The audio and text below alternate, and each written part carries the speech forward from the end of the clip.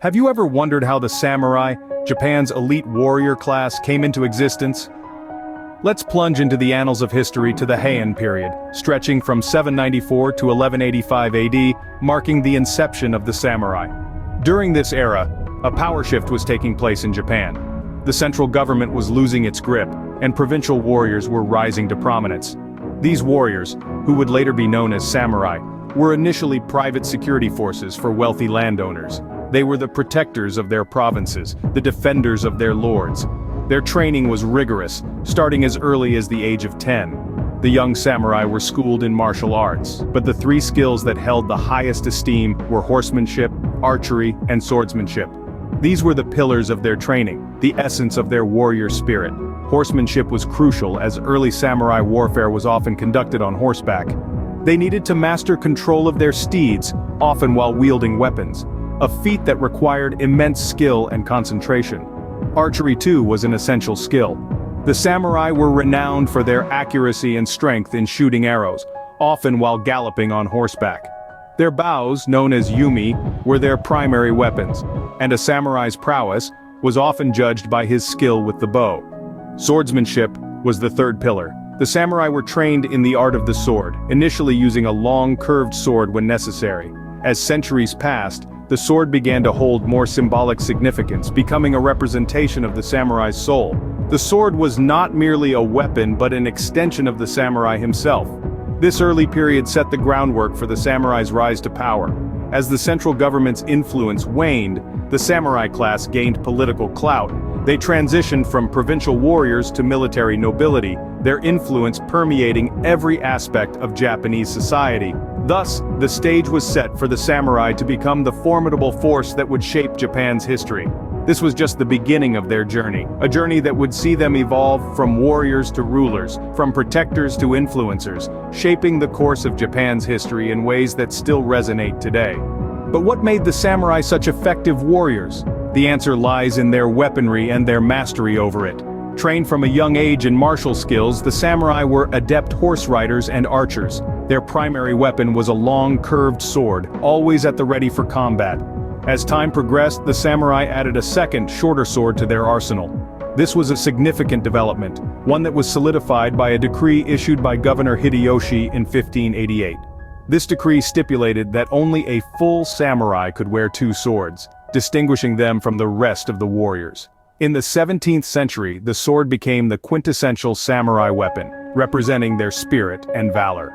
It became commonplace for a samurai to carry two swords, one long and another short. They might also carry a short dagger known as tanto, a last resort weapon when cornered by enemies. The samurai also wielded weapons more commonly associated with ordinary infantry, such as the spear, known as yari, and the polearm, or naginata. These weapons were part of their training and were used strategically in battles. But the samurai's weaponry evolved further with the advent of the 16th century. Gunpowder weapons, introduced through contact with China, were familiar to the Japanese. However, the arrival of the first Europeans in Japan introduced firearms to their warfare. By the end of the century, a third of field armies were equipped with rifles. Some samurai even carried pistols, showcasing their adaptability to changing times and technologies.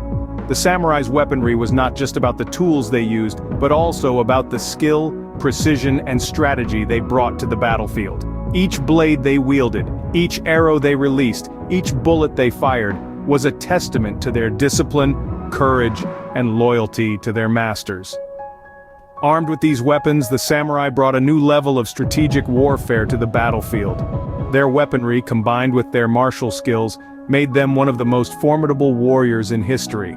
Behind every great warrior is great armor, but what did the samurai armor look like? Let's journey back to the Kofun period, between the years 250 and 538 AD. During this time, samurai armor was made of metal plates, meticulously sewn together. However, as the battles grew more intense and demanding, the samurai started to favor a more flexible armor.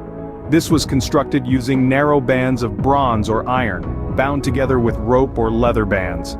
Leather plating became a common material for armor throughout the Middle Ages as it was light and flexible. Fast forward to the Heian period, which spanned from 794 to 1185 AD. The samurai often wore a silk cloak, known as a horo, over their armor while riding into battle. There were suits of armor such as the boxy Oyoroi, which hung from the shoulders, while the simpler and more flexible Haramaki suit had form-fitting torso armor and a short skirt consisting of 8 sections. But as the art of war evolved, so did the samurai's armor. The introduction of firearms marked a significant shift in the design of samurai armor. Solid breastplates, often imported or imitated from Europe, became popular as they offered better protection against the new weaponry. Now let's talk about the samurai helmet, or the kabuto. It was most often made of riveted iron or steel plates forming a hood with protruding covers on the sides and neck for additional protection. Sometimes a face mask or menpo was worn, characterized by fierce chiseled features and mustaches. Some helmets even had beautiful crests in the form of crescents, columns of horsehair, or animal horns. But the samurai armor was more than just protective gear. It was a symbol of their rank, identity, and unyielding spirit. Medieval armor and helmets would typically indicate a samurai's rank, department, and region of origin through colored stitching, heraldic badges, and drawn symbols. The dragonfly was a common symbol on shields as it represented the no-retreat mentality of the samurai. The samurai armor wasn't just protective gear, it was a symbol of their rank, identity, and unyielding spirit. As the era of the samurai came to an end in the 19th century, what legacy did they leave behind? The samurai, once the fierce warriors of feudal Japan, underwent a transformation that would forever alter the fabric of Japanese society. With the dawn of the 17th century, the battlefield was no longer the primary stage for the samurai. Instead, they transitioned into roles of teachers and moral advisors, becoming a beacon of wisdom and guidance. Their influence permeated every corner of Japanese culture, infusing it with the samurai's unwavering code of honor, courage, and loyalty.